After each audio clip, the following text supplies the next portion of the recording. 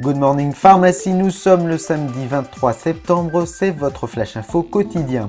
On commence avec cette alerte de vigilance, elle concerne les époétines recombinantes humaines. Ces médicaments sont associés à des réactions cutanées graves, des décès ont été rapportés chez certains patients.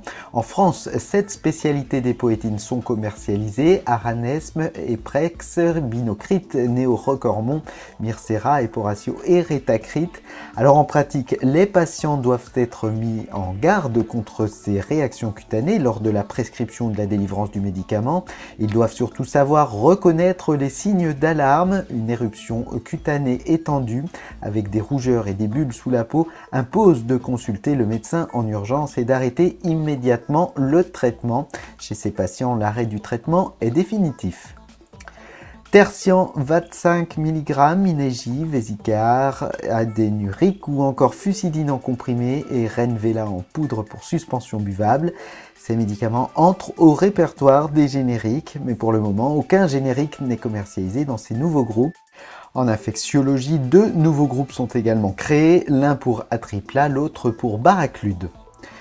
Le rapport bénéfice-risque des vaccins contenant de l'aluminium reste positif. C'est le message qu'adresse l'ANSM suite à la parution d'un article dans Le Parisien.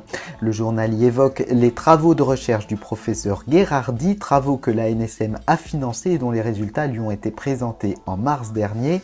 Ces travaux portaient sur les risques liés à la présence d'aluminium dans les adjuvants vaccinaux.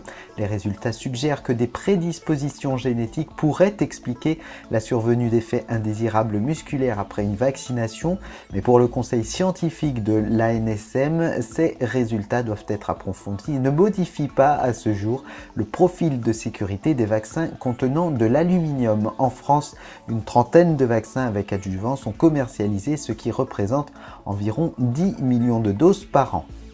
C'est la fin de cette édition, je vous donne rendez-vous mardi matin, comme d'habitude, après un week-end ensoleillé.